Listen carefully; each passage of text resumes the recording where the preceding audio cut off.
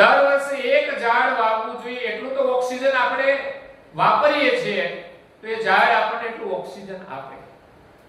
તો જેટલા વર્ષ થયા હોય એટલા ઝાડ વાવવા જોઈએ. એટલે મેં તો 50 વર્ષના 50 ઝાડ એક સાથે વાવી દીધા. જ્યારથી ખબર પડી કે આપણે આ કરવું જોઈએ ત્યારે કરી નાખ્યું. એટલે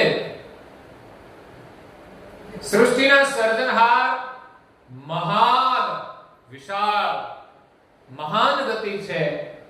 પૂરા બ્રહ્માંડની અંદર પોતાની જાણ સ્મૃતિ દ્રષ્ટિ એ વ્યાપક રહેલી છે. વિચાર કરો સર્જનહારની દ્રષ્ટિ કેવી, એમની સ્મૃતિ કેવી કે આખી દુનિયાને જેમ છે તેમ જાણે છે. જાણે છે એટલું જ નહીં, આખું જગત એમણે સંકલ્પથી સર્જન કર્યું છે. દુનિયા એમ માને છે બ્રહ્મા સર્જન કરે ને વિષ્ણુ પાલન પોષણ કરે ને શિવજી સહાય કરે. તો દેવોની અંદર બધું કરવાનું સામર્થ્ય નથી. એને જુદા જુદા કામ પણ સર્જનહારે આપ્યા છે માટે કરે છે અને બધું કરવાનું સામર્થ્ય એમનામાં નથી. બધું તો સર્જનહાર સિવાય કોઈ કરી શકે નહીં. સર્જનહાર જો એનો કરંટ પાવર ખેંચી લે તો દેવોથી પણ કશું થઈ શકે નહીં. એટલે આ જગતના સર્જનહાર અણુ રજ ઇંડ કટાક્ષના સાક્ષી સર્જન પ્રમાણ. આ સૃષ્ટિની રચનામાં એક નાનામાં નાનું અણુ કે રજ હોય કે આ સમસ્ત સૃષ્ટિની રચનાના જે ઇંડ છે એ તમામ એમની દ્રષ્ટિમાં આવેલા છે. એ બધાના સાક્ષી છે. દેવો એમની દ્રષ્ટિથી એમની દ્રષ્ટિ પ્રમાણે જોઈ શકે. આપણી પાસે જેટલી દ્રષ્ટિ છે એટલું અને એવું જ આપણે જોઈ શકીએ. અહીંયા મંદિરમાં આવતા હોય બધા કે ગમે ત્યાં વિચરણ કરતા હોય, બધાને ભગવાને આંખો આપી છે તો આપણી દ્રષ્ટિ છે ત્યાં સુધીનું આપણે જોઈ શકીએ. અને પાછી અંતરની દ્રષ્ટિ જેવી હોય એવું જ જોઈ શકીએ. અહીંયા ઘણી સારી વસ્તુ પણ હોય પણ બધાને દેખાતું નથી. બહારની દ્રષ્ટિએ જોઈને બધા જતા રહે પણ અંતર દ્રષ્ટિથી જેમની પાસે જેવી દ્રષ્ટિ છે એટલું જ અવલોકન કરી શકે. અહીંયા પરમ ગુરુ બિરાજમાન છે તો એમાં પરમ ગુરુના દર્શન આપણી દ્રષ્ટિ પ્રમાણે થતા હોય છે. એટલે આપણી દ્રષ્ટિ આપણા પ્રમાણે સીમિત છે. આપણે કોઈ સાધના કરીએ, સિદ્ધિ મળે તો આપણી દ્રષ્ટિ વ્યાપક પણ થઈ શકે છે. છતાં એની પણ કોઈ મર્યાદા હોય છે. આપણે બધું જ નથી કરી શકતા. ગમે તેટલી સિદ્ધિઓ મેળવીએ તો પણ આપણું કાર્ય અધૂરું જ રહી જાય છે. જ્યાં સુધી સર્જનહાર ન મળે ત્યાં સુધી સમજવાનું કે આપણું કામ અધૂરું છે. આપણા જીવનનો એક જ લક્ષ્ય છે. આ જગતના એક પરમેશ્વર છે એને ઓળખી લઈએ અને નિરંતર એકનું જ સ્મરણ કરીએ. પહેલા તો નક્કી કરી લો કે આપણા માલિક કોણ છે, આપણા સ્વામી કોણ છે. અને સ્વામી તો એક હોય તો તમને બધાને ખબર છે તો એ નક્કી તમારે કરવા પડશે કે આપણા સ્વામી કોણ. પછી બધાને તમે સ્વામી માનો કે બધાને તમે પતિ માનો કે બધાનું સ્મરણ કરો તો એક સર્જનહારની પ્રાપ્તિ થતી નથી. બધાને આદર કરીએ વસ્તુ અલગ છે પણ એ દેવના રૂપમાં આદર કરીએ પણ પતિ પરમેશ્વરના રૂપમાં તો આપણા અંતરમાં એકની જ સ્થાપના હોવી જોઈએ અને અહર્નિશ કોઈ પણ પરિસ્થિતિમાં આપણે એનું જ સ્મરણ કરવું જોઈએ. કારણ કે બીજા ભાઈ ગમે તેટલા મીઠું બોલતા હોય પણ એને આપણે હૃદયમાં સ્થાન આપી શકતા. આપણા પતિ ભલે કડવું બોલે પણ છતાં એને આપણે હૃદયમાં રાખતા હોઈએ છીએ. કારણ કે એ આપણું પોષણ કરે છે અને બીજા બધા તો માત્ર વાહવાહી કરી અને આપણને લૂંટવાનું કામ કરતા હોય છે. એટલે આ જગતની અંદર સર્જનહાર સિવાય આપણને કોઈ લૂંટી ના જાય વાહવા કરીને, એનું ધ્યાન રાખવાનું. અને આપણા પરમપતિ આપણને દુઃખ આપે તો પણ એનું સ્મરણ છોડવું જોઈએ નહીં. તો વિશ્વના સર્જનહાર એ આખી સૃષ્ટિના જે સાક્ષી છે એ સર્જનહાર છે. આપણે જે કોઈ કર્મ કરીએ, નાની કીડીથી માંડી અને કુંજર સુધી કે બ્રહ્માંડની અંદર જે સૂર્ય ચંદ્ર છે એ બધા જ સુધી જે કઈ ક્રિયાઓ થાય છે એ બધાના કર્મના સાક્ષી એ સર્જનહાર છે. એમની દ્રષ્ટિ બધાના ઉપર પડેલી છે, એમની જાણ બધાના ઉપર રહેલી છે. તો એવા જે સજાણ છે એ સર્જનહાર છે. આગળ દિવ્ય પૂજ્ય શ્રી નારાયણદાસજી મહારાજ જે છે, જેનો હુકમ શશી સુરા સબે ગોળગન સહિત કહી કસો મારા કોની દેવતા માનવ દેવતારી. વિશ્વના જે સર્જનહાર છે, જે સજાણ છે, એમના હુકમની અંદર સૂર્ય અને ચંદ્ર વર્તમાન કરે છે. આપણે સૂર્યને જળ ચડાવીએ છીએ, પણ જગતના કર્તા સૂર્ય નથી. સૂર્ય એક દેવતા છે, આખા બ્રહ્માંડને પ્રકાશ આપે. આપણને પણ ઘણો લાભ થતો હોય તો એનો આપણે આદર કરીએ. ઘણા લોકો પાણી ચડાવતા છે પણ ખબર નહીં હોય શા માટે ચડાવવાનું, કેમ કે બધા ચડાવે એટલે આપણે ચડાવવાનું. સૂર્ય ઉદય હોય કે ના હોય પણ આપણે પાણી ચડાવી દેવાનું છે. વિજ્ઞાન છે એની પાછળ. સૂર્ય દેવતાને આપણે જળનો અભિષેક કરીએ, પણ મેં કહ્યું એમ જેને જરૂર હોય એને જળ આપીએ તો એ વધુ ઉપયોગી છે. ઘરમાં ઘણી વખત વડીલો હોય, વૃદ્ધ હોય, એ પાણી માંગે તો ઘણી પુત્ર વધુ અને મનમેળ હોય તો આપે, ન મનમેળ હોય તો શાંતિથી બેહો આપું છું, નવરા થઈ એટલે આપીએ. હું એક ગામમાં ગયો હતો, પારાયણ હતું, એના બાજુમાં જ એક પરિવાર. એટલે સવારે ઉપાસનાનો સમય થયો એટલે ઉતારેથી નીકળીને ગયા. પારાયણ હતું ત્યાં એમના ઘરે, તો બાજુના ઘરેથી નીકળ્યા એટલે એક સાસુમાં ઉઠેલા હવારમાં માથાના વાળ પકડ્યા અને બરાબર એને ખખડાવતી હતી. મેં કહ્યું માતા માજીની અધોગતિ ઊભી થઈ છે. જેવા હોય માજી એવા કંઈક બોલતા હોય, પણ હવે કરે પણ શું? પરાધીન અવસ્થામાં કંઈ માગે તોય તકલીફ. એટલે પાણીની વાત છે કે ઘરમાં વડીલો માગે તો ઠીક છે, એવું કોઈ કામ હોય ન છોડાય એવું ને તો આપણે કહીએ કે હું આપું છું હમણાં, નહીં તો પહેલા આપવું જોઈએ. ઘરમાં જો વડીલોને પાણી ન પાઈએ પછી પીપળાને પાણી રેડીએ તો કોઈ અર્થ નથી. પછી મહાદેવના ઉપર પાણી રેડીએ તો અર્થ નથી, અને સૂર્યને પાણી ચડાવીએ તો કોઈ અર્થ નથી. જો એમને પાણી આપણે ચડાવતા હોઈએ તો આપણે તરસાને પણ પાણી પાવું જોઈએ. પછી ઘરના માતા પિતા હોય કે કોઈ પણ વ્યક્તિ હોય, તરસી હોય તો અવશ્ય એને પાણી પાવું જોઈએ. નહીં તો ઘણીવાર લોકોને આળસ ચડે, પાણી પાવામાં પણ આળસ આવે. આપણે જાતે પીવાનું હોય તો લાવજો, પાણી લાવજો, બીજા ઉપર આપણે આદેશ કરતા હોઈએ છીએ આળસના કારણે.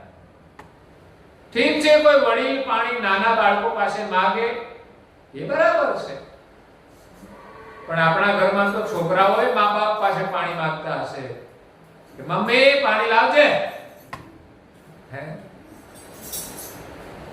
ખરેખર જ્યાં સુધી આપણાથી ભરી શકાય ત્યાં સુધી તો ભરવું જ જોઈએ, જાતે જ પીવું જોઈએ. આ સંસ્કાર હોવા જોઈએ. ઘણી પ્રકારનો આદર પરિવારની અંદર હોવો જોઈએ કે માતા પિતાની ઉપસ્થિતિમાં બાળકોએ કેવી રીતે રહેવું જોઈએ એ મા બાપે શીખવવું જોઈએ. એટલે પાણી પાવાની વાત છે ત્યારે પાણી આપણે જાતે પીવું જોઈએ. ઘરના વડીલો હોય એને જરૂર હોય તો પાણી પાવું જોઈએ. પડોશમાં જરૂર હોય તો એમને પણ પાણી પાવું જોઈએ. અને કદાચ કોઈ ઘર આંગણે આવે તરસો માણસ તો એને પાણી પાવું જોઈએ. કોઈ પ્રાણી તરસ્યા હોય તો એમને પણ પાણી પાવું જોઈએ.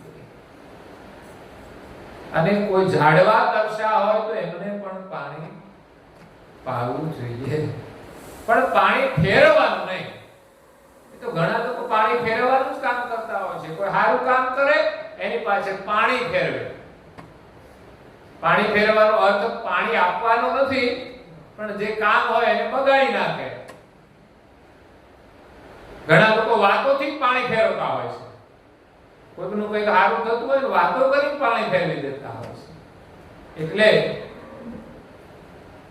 પાણી આપણે આપવું જોઈએ. તો સૂર્ય અને ચંદ્ર પણ સર્જનહારના હુકમમાં ચાલે છે. ઉડગણ સહિત તારાઓ જે આકાશની અંદર ભ્રમણ કરે છે એ સર્જનહારની રચના છે. અને સર્જનહાર દરેકને જીવન આપે છે ત્યારે આ સૃષ્ટિ ચાલે છે. આપણને એમ થાય કે સૂર્ય એની રીતે ચાલે છે. ના ના ના, સર્જનહારે એને ગતિ આપી છે એટલે ભ્રમણ કરે છે. અને ભ્રમણ કરવામાં પણ એમને જીવનની તો જરૂર પડે છે. સૂર્ય પણ એક દેવતા છે. એ માત્ર જળ દગદગતો ગોળો નથી કે અગ્નિનો ગોળો હોય અને આપણને પ્રકાશ આપે ને અગ્નિ આપે. પણ એવું નથી. એ ગતિશીલ છે, એ ચૈતન્ય છે, એક દેવતા છે. સૂર્ય અને ચંદ્ર પણ દેવતા છે. અને આવા દેવો પણ ક્યારેક ક્યારેક આ જગતની અંદર ખોટા કામ કરતા હોય છે. પુરાણો વાંચીએ છે ત્યારે ખબર પડે છે કે આ દેવો એ સર્જનહાર નથી. અને જો સર્જનહાર હોય તો આવું કામ કદાપી કરે નહીં. વિષ્ણુ અવતાર લઈને આવે છે, એને જગતના લોકો ઈશ્વર માને છે. ઈશ્વર છે પણ સર્જનહાર નથી. કારણ કે ઈશ્વર આવીને ઘણી ભૂલો પણ કરે છે. એક તો સર્જનહાર કોઈને મારવાનું કામ ન કરે, અને બીજું ગમે તે ભલાઈનું કામ કરવાનું હોય તો કોઈ દિવસ એ જૂઠ કરતા નથી. તમે કથાઓ તો સાંભળી હોય કે જાલંધર નામનો રાક્ષસ હતો. એમની પત્ની, એનું નામ હતું વૃંદા, અને સતી સ્ત્રી હતી. રાક્ષસોની પત્નીઓ પણ સતી હતી. સત્યવ્રતનું પાલન કરતી હતી કે ગમે તેવો છે પણ મારો ઘરવાળો છે.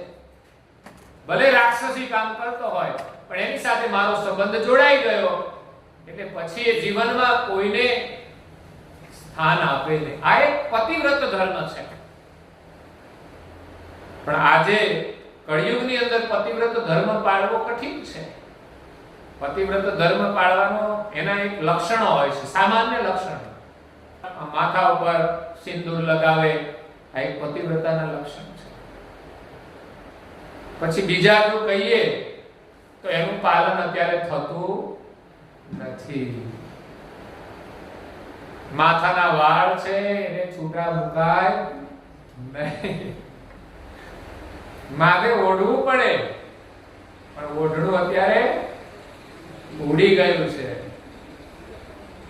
છે છતાં નથી પહેરતા. અને નવી પેઢીમાં તો બિલકુલ આકાશમાં ઉડી ગયું છે. જીન્સ ને ટી-શર્ટ આવ્યા એટલે આ મર્યાદાઓ બધી આકાશમાં ઉડી ગઈ. ચુંદડી બહુ આવશ્યક છે.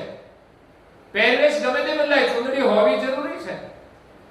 પણ મોઢે બાંધવાનું હોય, બહાર જવું હોય તો બાંધે. હવે શા માટે બાંધે છે ભગવાન જાણે. દેખાવ માટે બાંધે છે કે પછી કઈ કારણ? માસ્ક એટલે જ આવ્યા છે તમે કાયમ માસ્ક પહેરી ફરો.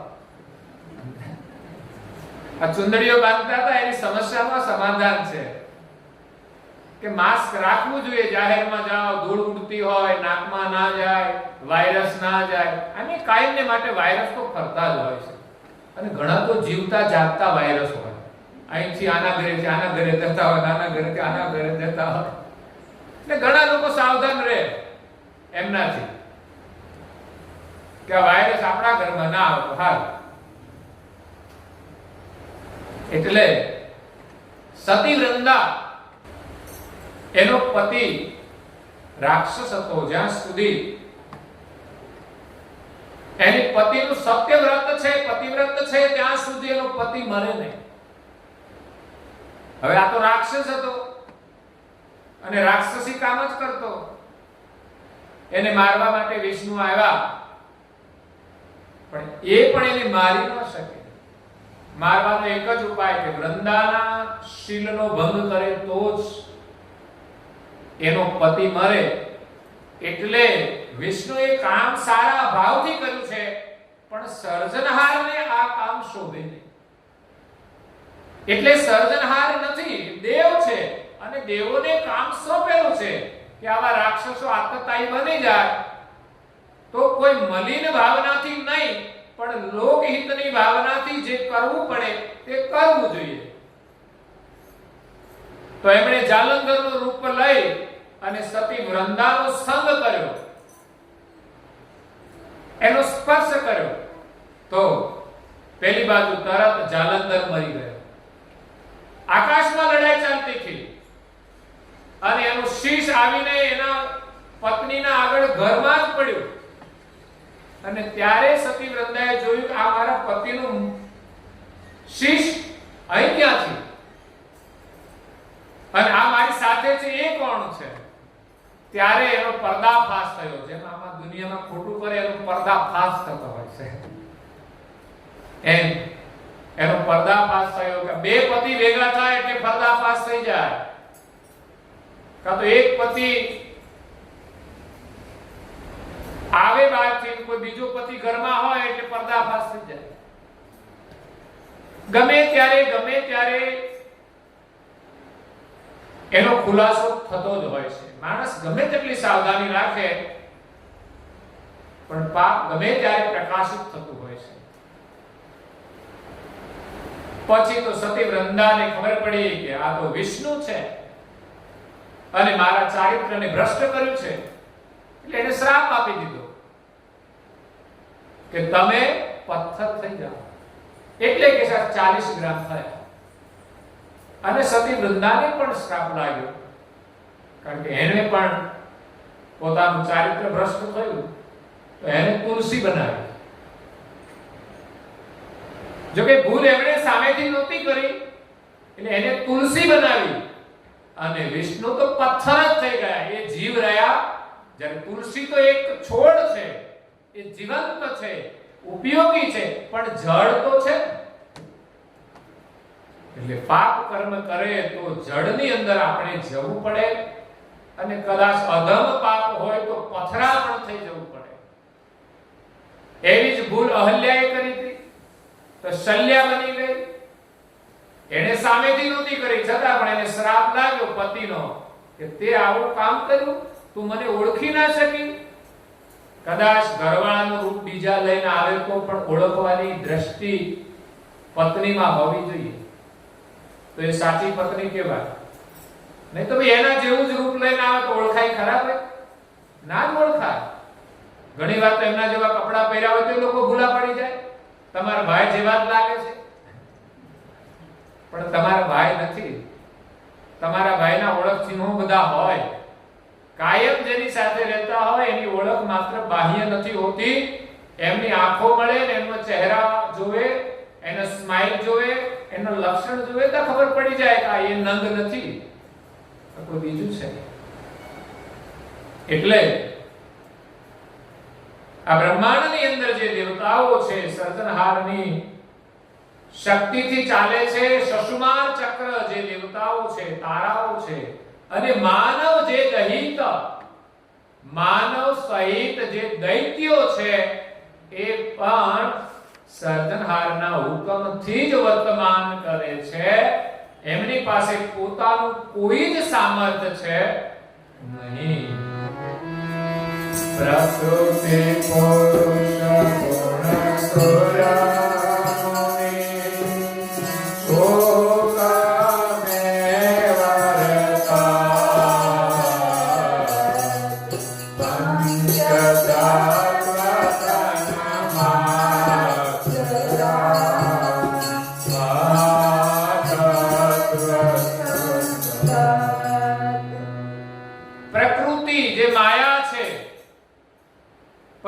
પુરુષ જે નિરંજન, જે પુરુષ નિરંજન અને માયાથી આ સૃષ્ટિનો પસારો થયો, ત્રણ ગુણ રજો તમો અને સત્વ, બ્રહ્મા વિષ્ણુ અને મહાદેવ, એ ત્રણ દેવ ઉત્પન્ન થયા.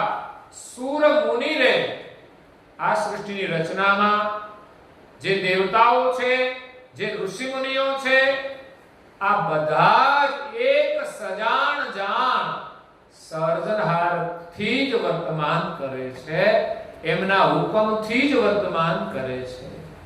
એક સર્જનહારના હુકમ સિવાય કોઈ એક ડગલું પણ ભરી શકતા નથી, કે તરણું પણ આપણાથી નવું થઈ શકતું નથી.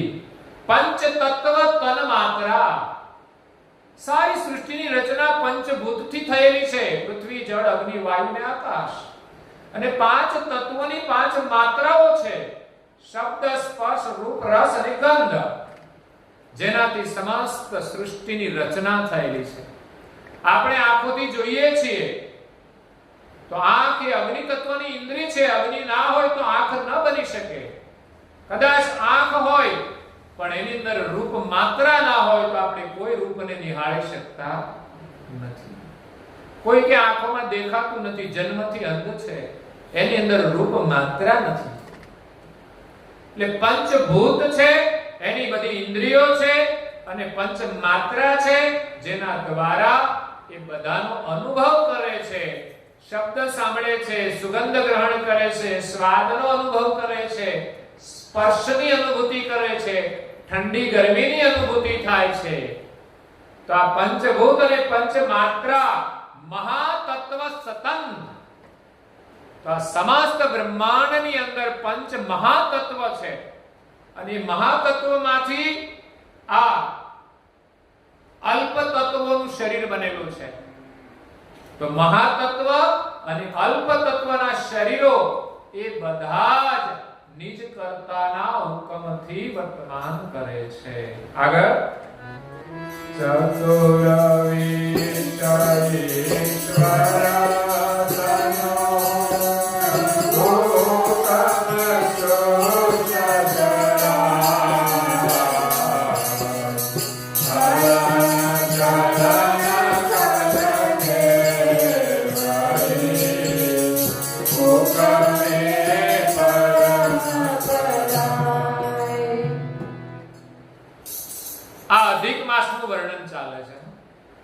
અધિક માસ છે, એટલે નારાયણદાસજી મહારાજ શ્રીએ અધિક માસનો મહિમા ગાયો છે કે અધિક માસનું મહત્વ શું છે. આ સર્જનહાર જે છે એ સૌથી અધિક છે, વિશેષ છે. બાકી જે 12 મહિના છે ને તો આ સૃષ્ટિની રચના નિરંતર ચાલતી જ રહે છે, પણ અધિક માસ બધાનાથી અલગ છે. એ બધા મહિનામાં આવી શકે, ક્યારેક કાર્તકી અધિક હોય, ક્યારેક માગશરી અધિક હોય, ક્યારેક શ્રાવણે અધિક હોય, ક્યારેક ભાદરવો અધિક હોય. આ વર્ષે આસો અધિક છે. તો ચતુર્વિશ ઈશ્વર તનુ, ચતુર મતલબ 4 અને 20, ચતુર્વિશ એટલે 24. ઈશ્વર તનુ, ઈશ્વર એટલે વિષ્ણુ, ઈશ્વર એટલે દેવ, સર્જનહાર નહીં. આ શબ્દો એમનો જે અર્થ છે એ પણ આપણે સમજવાનો છે કે કયા શબ્દનું સંબોધન કોના ઉપર થઈ શકે. પતિનું સંબોધન કોને થાય એની તમને ખબર છે. એ તમે એક ઉપર જ કરી શકો કે આ મારા પતિ છે. એ સિવાય કોઈને પણ પતિનું સંબોધન થઈ શકે નહીં. પતિ જેવા હોય, પતિ એક હોય છે, પછી અપવાદ રૂપે કઈ થાય એ વસ્તુ જુદી હોય. દ્રૌપદીને 5 પતિ હતા, એ અપવાદ કહેવાય. એ કોઈ પ્રસંગોમાં કોઈ કારણવશાત ધર્મને સાથે રાખીને એને સ્વીકારવામાં આવ્યું હોય છે. એક ભાઈ કહે છે કે રાજા દશરથની 3 રાણીઓ હતી તો કેવી શાંતિથી રહેતી હતી. એટલે બેન કે દ્રૌપદીને 5 હતા, તમે ગમે એમ ઉપમા આપો તો એમને પાછી આવડે ને. એનો મતલબ એવો નથી કે 5 હોવા જોઈએ, પતિ એક જ હોય. આ પત્નીના પ્રમાણ મળે છે. રાજાઓને અનેક પત્ની હતી, પણ છતાંય શાસ્ત્ર નિયમ અનુસાર તો એક પત્ની જ હોય. કારણ કે રામનું વ્રત હતું એક પત્ની વ્રત. સારા સમાજ માટે એક પત્ની વ્રત હોય છે. એક રાજાના માટે એક અલગ વસ્તુ હોય. એમ કૃષ્ણને પાછી કેટલી બધી રાણીઓ હતી, પણ એ રાણીઓ કેવા સંજોગોમાં એમણે સ્વીકાર કર્યો હતો એ જોવાનું છે. કૃષ્ણનો જોઈને અત્યારે એક નહીં 2 રાણી કરે ને તો ઉપાધિ થઈ જાય. કૃષ્ણ તો 1008 ને સાચવી શકે, કારણ કે એમણે એને રાક્ષસો પાસેથી છોડાવી હતી. એટલે એમણે કહ્યું કે અમે રાક્ષસો પાસે ગઈ એટલે હવે અમારા પતિ અમારો સ્વીકાર કરશે તો અમે ક્યાં જઈએ, અમે તો તમારા શરણમાં આવીશું. એટલે એમને રાણીઓ તરીકે માત્ર સ્વીકારી હતી. બાકી સામાજિક દ્રષ્ટિએ એમની કોઈ રાણીઓ હતી નહીં. તો વસ્તુ શું છે સમજવું જોઈએ. એટલે એક પતિવ્રત અને એક પત્ની વ્રત, એનો મતલબ એવો છે કે એક સર્જનહારની ભક્તિ કરવાની. ભક્તિ પણ એક જ, પત્ની પણ એક અને પતિ પણ એક, સર્જનહાર પણ એક અને ભક્તિ પણ એક જ કરો. તમે બધો જ ભાવ તમારો જ્યાં ત્યાં વિખરાયો હોય, આ કરવું તે કરવું, એને જેને તમે માનો એને એકમાં જોડી દો. એ પ્રસન્ન થશે. નિરંતર એક કાર્ય કરવાથી એ સફળ થાય છે. એક પતિ ભક્તિ હોવી જોઈએ. તો 24 અવતાર વિષ્ણુના થયા, એ બધા જ શરીરોનો હુકમ સૃષ્ટ સરાય. આ જગતની અંદર એમણે જે કંઈ કાર્યો કર્યા છે એ કર્તાના હુકમથી જ કરેલા છે. પોતાની ઈચ્છા પ્રમાણે બધું કરી શકતા નથી. નહીં તો અત્યારે મુશ્કેલી ઊભી થાય, પણ વિષ્ણુ અવતાર લઈને આવે નહીં. કારણ કે કર્તાના હુકમથી એ અલગ કોઈ કામ કરી શકે. જે માતા પિતાનો હુકમ બાળકોએ માનવું જોઈએ, તો એના હુકમ વિના એમણે કંઈ જ કામ કરવું જોઈએ નહીં. આટલો આદર જો મા બાપ પ્રત્યે હોય તો બાળક કદાપી કોઈ ખોટું કામ કરે નહીં. એટલે દેવો ક્યારેય સર્જનહારના હુકમ છોડીને કશું કામ કરતા નથી. અને કદાચ સંજોગ વસાત પ્રકૃતિના પ્રભાવમાં આવીને કરે તો એને પણ દંડ થાય છે, એમને પણ શિક્ષા થાય છે અને એને પણ કર્મનું ફળ ભોગવવું પડે છે. રામે વગર વાકે વાલીને માર્યો તો કે છે કૃષ્ણ અવતારમાં એ જ વાલીએ પારધી બનીને કૃષ્ણને બાણ માર્યો. એને ઈરાદાપૂર્વક નહોતું માર્યું, પણ એના હાથે એનું મૃત્યુ થયું. એટલે કર્તા સર્જનહારના હુકમ સિવાય આ જગતની અંદર કોઈ કશું કરી શકતું નથી. હલન ચલન ખલકે વહી. સારી સૃષ્ટિમાં જે કંઈ હલન ચલન થાય, પછી પવન ચાલે તો પણ ભલે, શબ્દ ગતિ કરે તો પણ ભલે, હું બોલું તમારા સુધી શબ્દ આવે, પણ હું ધક્કો મારું છું ના, તમારા સુધી આવે ગતિ તો ઉપર વાળો આપે છે. બાકી આપણે તો શું કરવાના છે? હવા નીકળી ગઈ એટલે બધું પૂરું થઈ જવાનું. આપણું જે કરીએ છે ને મારું મારું એ બધું જ અહીં છૂટી જવાનું છે. કશું આપણું રહેવાનું શરીરે સાથે લઈ જવાના નથી. કે બહુ રૂપાળું શરીર છે તો બીજા જન્મમાં સાથે લઈ જઈએ, ના ના, એ અહીં છોડીને જવું પડે છે. હે ભજન એક કૈવલનો કરીએ રે ભજન એક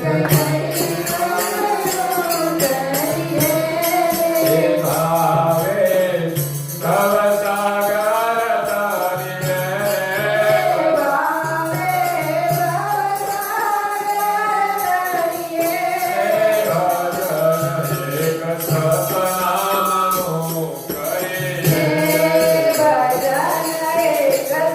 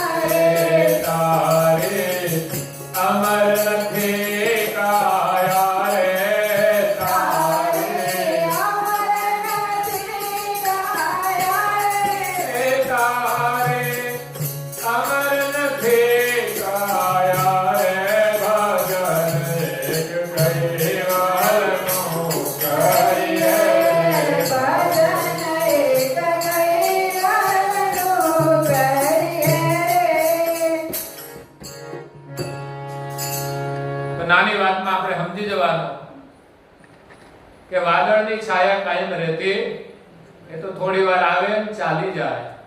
એમ આ સંસારનું જે કંઈ સુખ હોય ને વાદળની છાયાથી કંઈ વધારે છે. એ વાદળું આવ્યું છે ક્યારેક ખસી જશે, કશું કહેવાય. જેવો પવન આવ્યો પ્રકૃતિનો અને વાદળ ખસી જશે અને બધી વ્યવસ્થા હોય ઘરમાં દુઃખ ટપકી પડે. એમાં તને શું લાગી માયા?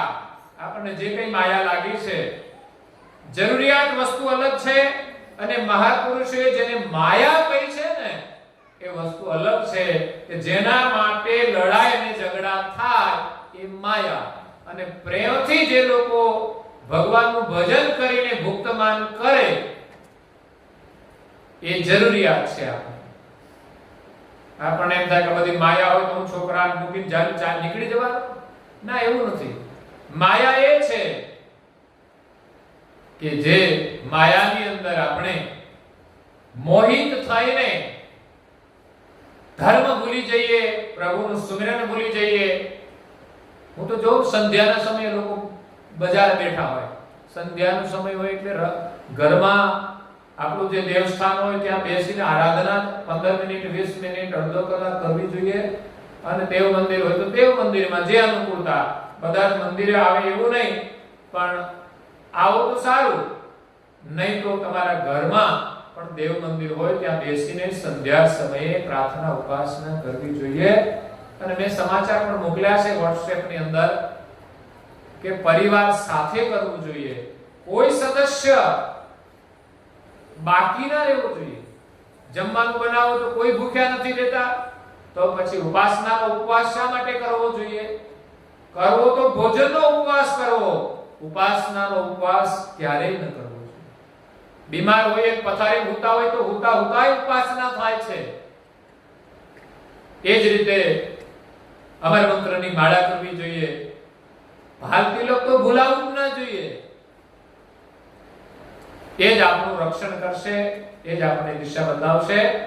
એટલે આ માયામાંથી છૂટવું હોય ને તો ભાલ તિલક બહુ મદદરૂપ થશે, એમ દિવ્ય પરમ ગુરુ કહે છે. પણ આજની યુવા પેઢી શરમાય છે. પણ ભાઈ,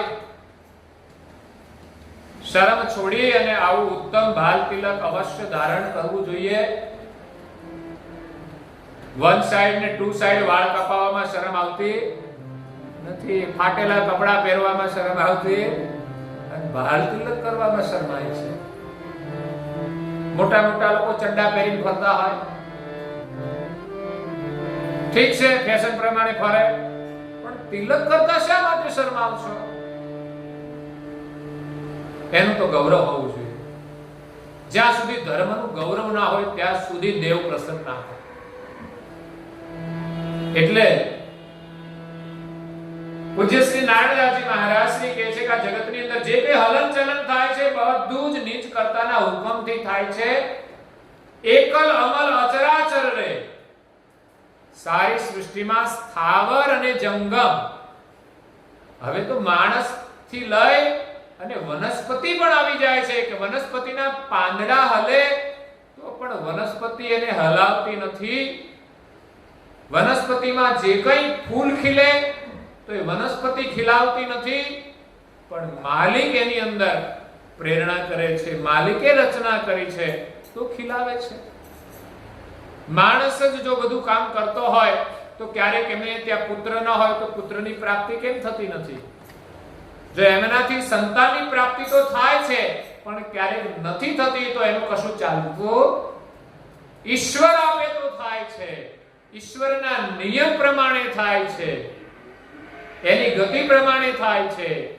નહીં થવાના કારણો હોય છે અને થવાના પણ કારણો હોય છે. એટલે જે કઈ ક્રિયા થાય છે એ બધાની અંદર એક માલિકનો અમલ છે, ન બ્રહ્માનો, ન વિષ્ણુનો, ન મહાદેવનો. બધા જ દેવોના ઉપર એક સર્જનહારની સત્તા છે, જેને જગત જાણતું નથી. વ્રતે સબ સિર સોય, જે સર્જનહાર બધાના શિર પર બિરાજેલા છે અને એના થકી બધું વર્તમાન થાય છે. વિષ્ટિ સમષ્ટિ સ્વાધીન હૈ. વ્યષ્ટિ અને સમષ્ટિ. વ્યષ્ટિ એટલે અલ્પ શરીર અને સમષ્ટિ એટલે બ્રહ્માંડની જે રચના છે એ બધું જ એક માલિકને આધીન છે. દુજા દ્વૈત ન કોઈ. આ જગતની અંદર બીજો કોઈ માલિક છે નહીં. અને અંતમાં પરમ ગુરુજી કહે છે અપ્રમાણ આ વિશ્વમાં પરમાણ અહીં પ્રસિદ્ધ. જગતની અંદર દેવોનું સ્થાપન થયું છે પણ જગતના સર્જનહાર છે એ અપ્રમાણ રહ્યા છે, એનું કોઈ પ્રમાણ છે નહીં. આ જગતના સર્જનહાર છે એનું કોઈ પ્રમાણ નથી. અને પરમાણ અહીં પ્રસિદ્ધ. એના પ્રમાણને પ્રસિદ્ધ કરવા માટે સો કારણ વિપુવશ ભયે.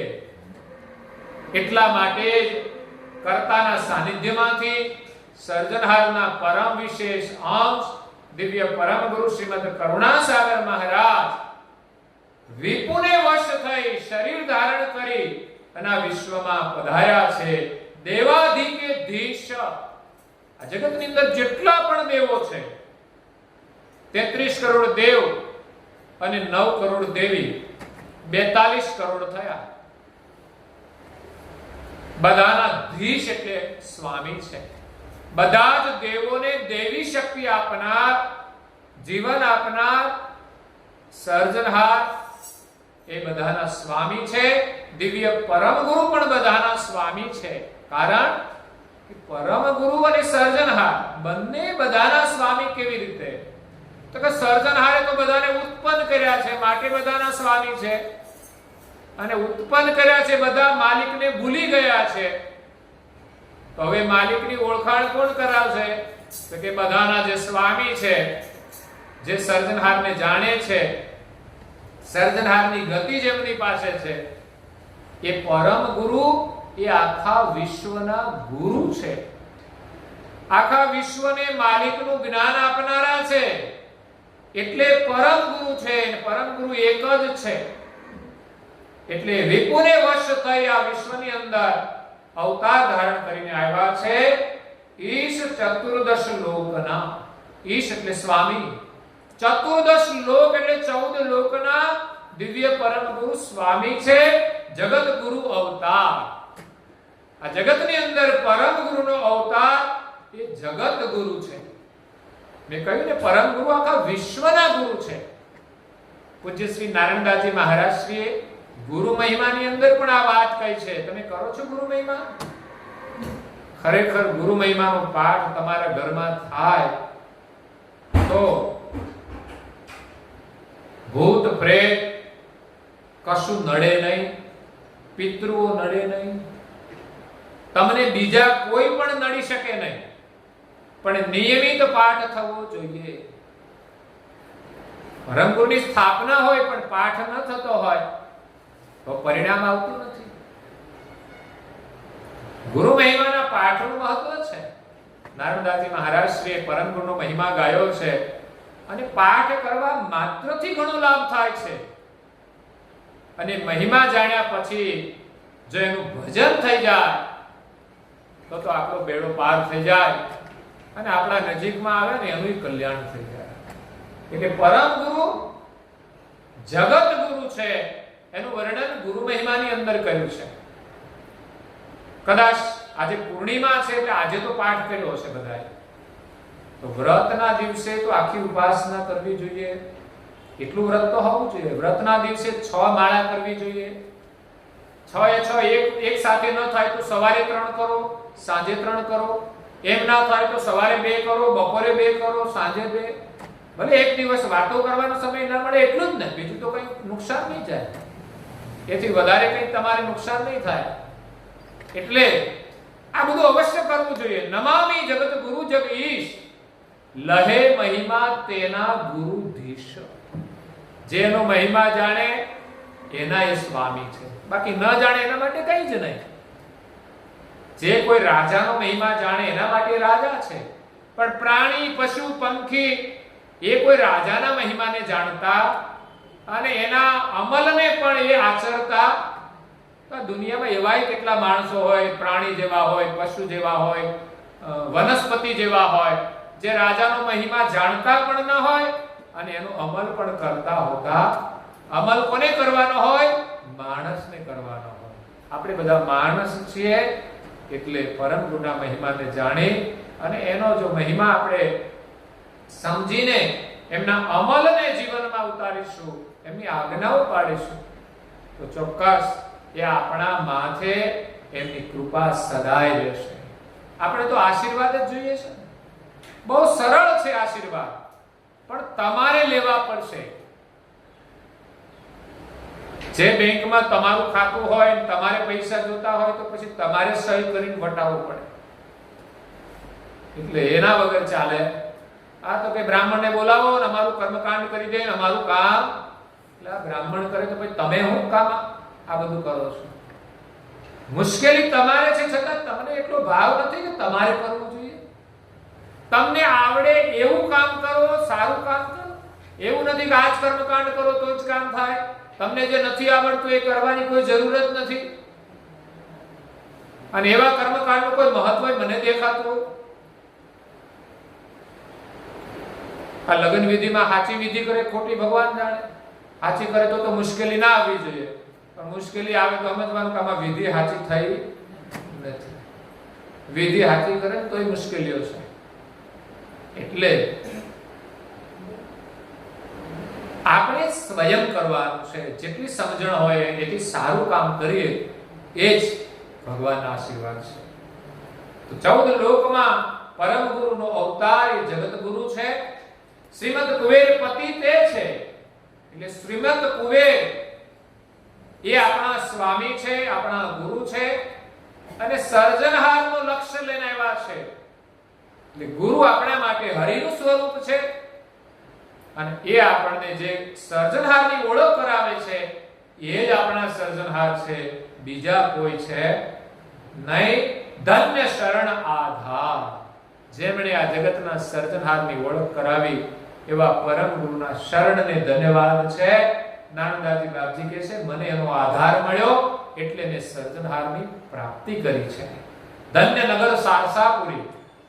સારસા નગરને ધન્યવાદ છે, કારણ કે નગરની અંદર દિવ્ય પરમ ગુરુ બિરાજમાન થયા. ધન્ય ભૂમિ સ્થાન. એ ભૂમિને ધન્યવાદ છે કે જ્યાં આવા દિવ્ય પુરુષ બિરાજમાન હોય. જે ભૂમિ પર પરમ ગુરુએ વિચરણ કર્યું છે ને એમના પગલા પડ્યા છે ને એ ભૂમિને પણ ધન્યવાદ છે. અહીંયા પરમ ગુરુનું સ્થાપન થયું છે એટલે એમ લાગે છે કે અહીંયા પણ પરમ ગુરુના પગલા પડેલા છે. આ એનો પ્રભાવ છે. ધન્ય સંત શરણે વસે. નારણદાસજી બાપજી કહે છે કે પરમ ગુરુ જ્યાં નિવાસ કરે ભૂમિને તો ધન્ય છે, સારસાપુરીને તો ધન્ય છે, પરંતુ જે કોઈ સંત પરમ ગુરુના શરણમાં નિવાસ કરે છે એવા સંતોને ધન્યવાદ છે. ધન્ય સેવક સમાન.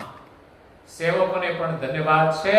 એ બધા જ એક સમાન છે. સંત હોય કે સેવક, જે પરમ ગુરુના શરણમાં નિવાસ કરે એ બધા જ સમાન છે. બધાને ધન્યવાદ છે. ધન્ય વસ્તી વર્ણ. એને તો બધી વસ્તીને પણ ધન્યવાદ આપી દીધા, બધા વર્ણને પણ ધન્યવાદ આપ્યા છે. ચતુરને, 4 વર્ણના જે કોઈ પરમ ગુરુના શરણમાં જાય એને ધન્ય છે. ધન્ય સમયે સો સાર. પરમ ગુરુ જ્યારે વિદ્યમાન હતા એ સમયે જે કોઈ વર્ણના જે કોઈ લોકોએ પરમ ગુરુને ઓળખ્યા, એમનો સાર ગ્રહણ કર્યો, તે બધા જ ધન્યવાદને પાત્ર છે. પ્રગટ પ્રભુ કે દર્શન પામે નિજ દેદાર. સારસાપુરીમાં બિરાજમાન પરમ ગુરુ એમના શરણમાં જે કોઈ આવ્યા, જે કોઈ સંતો, જે કોઈ સેવકો, જે કોઈ વસ્તી દર્શન કરવા આવી. અત્યારે તો આપણે એવું પણ કરીએ છીએ ને કે ચાલો ડાકોર જઈએ કે છે ઠાકોરના દર્શન કરવા, અંબાજી જઈએ તો કે શા માટે, તો દર્શન કરવા. એમ પરમ ગુરુના કોઈ સેવકો છે, એ પરમ ગુરુના શરણમાં આવ્યા, એ સિવાયની પણ વસ્તી જે કોઈ પરમ ગુરુના દર્શન કર્યા છે એ કેટલા ભાગ્યશાળી હશે.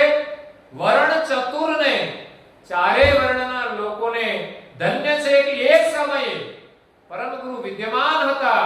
ધન્ય સમય સો સાર.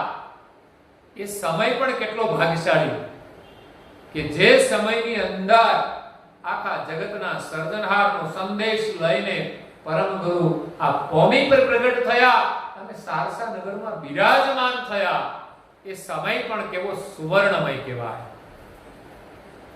આપણે નથી કહેતા આજ દિન સપરમો રે ઉગ્યો કંચન ભાનો મન નાજે મનોરથ રે જેનો શિરા પરમાન.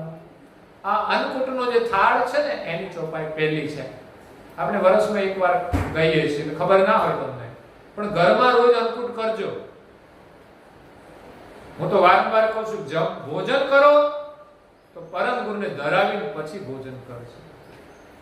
જય વિધિ બોલીને બસ ભોજન ધરાવી દો અને પછી પ્રસાદ બનાવીને તમે ભોજન કરો. બધાની અંદર એના ગુણ આવશે.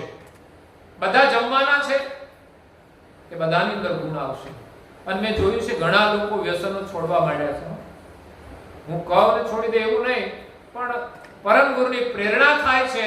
એ કંઈ પણ ઘરમાં એમના ધર્મપત્ની બનાવતા હશે પ્રેમ ભાવથી અને ભગવાનને પ્રાર્થના કરતા છે. મારા કરતા એ વધારે પ્રાર્થના કરતા હોય ને, હે, એને લાગણી વધારે હોય ને. મારી તો નજરે ચડે ત્યારે હું તો કહું, લાગણી તો એટલી જ મારે, પણ નજરે ચડે ત્યારે તમે તો નજર સામે જ હો, તમે તો નિરંતર પ્રાર્થના કરતા હો ભગવાનને અને પ્રેમથી પ્રસાદ બનાવીને જમાડતા છો. તે પ્રસાદ પણ એના માટે ઔષધિ બની જાય છે. એટલે હું તો બધી જ વસ્તુને માનું છું કે કોઈ પૂજા કરે તો પણ એમાંથી નિવૃત્ત થઈ જાય, ઘરનો પ્રસાદ આરોગે તો પણ એ નિવૃત્ત થઈ જાય. હમણાં અહીંયા આપણે ગામમાં આપણા કીર્તિ ભગત હતા, તો એમને વ્યસન હતું, એટલા માટે મારો એવો ભાવ કે આપણે પ્રસાદ જમાડીએ ને એનું પરમ ગુરુની કૃપાથી કંઈક પરિણામ આવે. પણ આપણી માન્યતા સાચી છે, એ જ વસ્તુનું એટલું જ મૂલ્ય જો એ કરે તો પરિણામ તત્કાલ આવી જાય છે, નહીં તો સમયાંતરે પણ આવે ખરું. એની પણ કોઈ પ્રોસેસ હોય છે. જેમ જે પ્રકારે એને વ્યસન છોડવામાં આવ્યું એની પણ એક નિયમિત પ્રોસેસ હતી. જો એ નિયમને ન અનુસરે તો પરિણામ આવતું નથી. એમ આ પરમ ગુરુની ઔષધિ નિયમ અનુસાર ગ્રહણ કરે તો ચોક્કસ પરિણામ આવે છે. એટલે બધાને ધન્યવાદ આપે છે કે પ્રગટ પ્રભુ કે દર્શન. જ્યારે પરમ ગુરુ વિદ્યમાન હતા અને એવા પ્રગટ સ્વરૂપના જેમણે દર્શન કર્યા, પામે નિજ દેદાર. એવા બધાને પૂજ્ય શ્રી નારણદાસજી બાપજી ધન્યવાદ આપે છે. અંતિમ ચોપાઈ છે શ્રીમદ કુબેર પરમ ગુરુ મળ્યા મનોરથપુર. આવા શ્રીમદ કુબેર પરમ ગુરુ જ્યારે નારણદાસજી મહારાજ કહે છે કે મને મળ્યા તો મારા બધા જ મનોરથ પૂરા થઈ ગયા.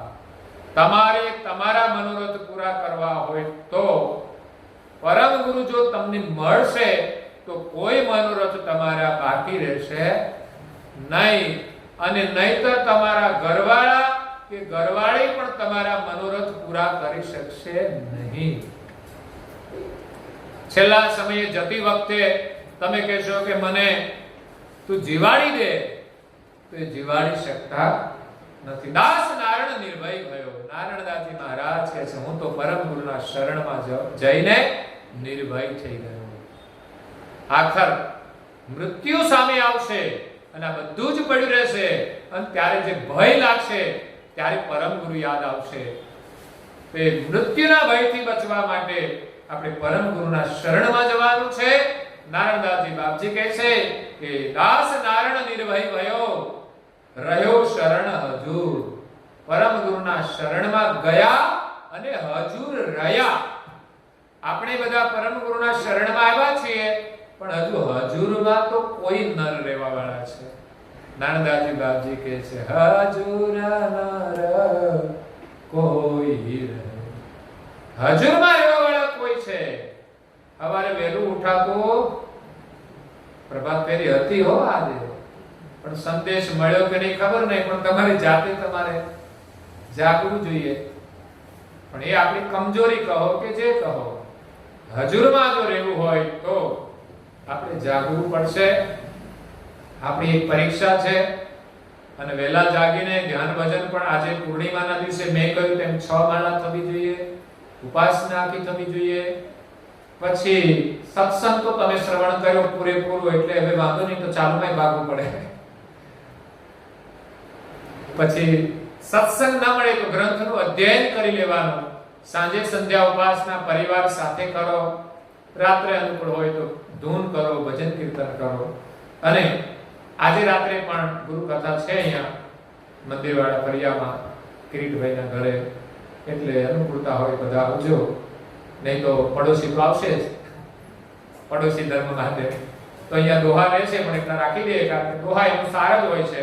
એટલે વિશેષ સમય ઘણો બધો 1.5 કલાક ઉપર થઈ જાય છે, એટલે અહીંયા કથાને આપણે વિરામ આપીએ છીએ. અધિક માસ ચાલે છે એટલે આ સત્સંગ અધિક માસનો છે. આપણે ભગવાનનું ભજન કરવું જોઈએ. વધુમાં વધુ સમય જેટલું પ્રભુનું સ્મરણ કરીશું કે અધિક માસની અંદર એનો લાભ પણ અધિક થતો હોય છે એવી માન્યતા છે. અને હરિનું સ્મરણ તો જ્યારે કરીએ ત્યારે લાભ થાય, પણ જેમ કહેવામાં આવ્યું છે ને સંધ્યાના સમયે ઉપાસના કરો કે ભજન કરો એનો લાભ વધુ થાય, એમ અધિક માસના ભજનનો લાભ પણ વિશેષ હોય છે. એટલે હજુ આપણા માટે 15 દિવસ બાકી છે. જે કોઈ નિયમ લેવા હોય તે લઈને 15 દિવસ માટે પણ વિશેષ અનુષ્ઠાન કરી પરમ ગુરુના આશીર્વાદ મેળવજો. એ જ પ્રાર્થના સાથે અહીંયા કથાને વિરામ આપીએ. અસ્તુ સત્યવત્સાય. आद्य सक्र स्वराज क्रमणेश केवल करता की जय. श्री कृष्ण स्वामी महाराज की जय. परम गुरु श्रीमद करुणासागर महाराज की जय. द्वितीय कबीराचार्य श्री नारायणदास जी महाराज की जय. तृतीय कबीराचार्य श्री बलदेवदास जी महाराज की जय. चतुर्थ कबीराचार्य श्री भगवान दास जी महाराज की जय. पंचम कबीराचार्य श्री प्रयागदास जी महाराज की जय. षष्ठम कबीराचार्य श्री सीतलदास जी महाराज की जय. सप्तम कबीराचार्य श्री अविचलदास जी महाराज की जय. भावी अष्टम कबीराचार्य श्री धर्मप्रियदास जी महाराज की श्री सब संतन की श्री सबदेवन की श्री ज्ञान संप्रदाय की श्री गुरु सारसापुरी की श्री कैवल धाम की कथा सत्संग पूर्णावती समय का सत कैवल साहिब.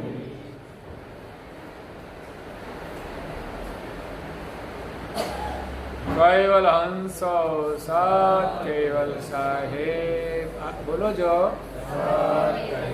आजू बाजू सौने सत केवल साहेब, सत केवल साहेब.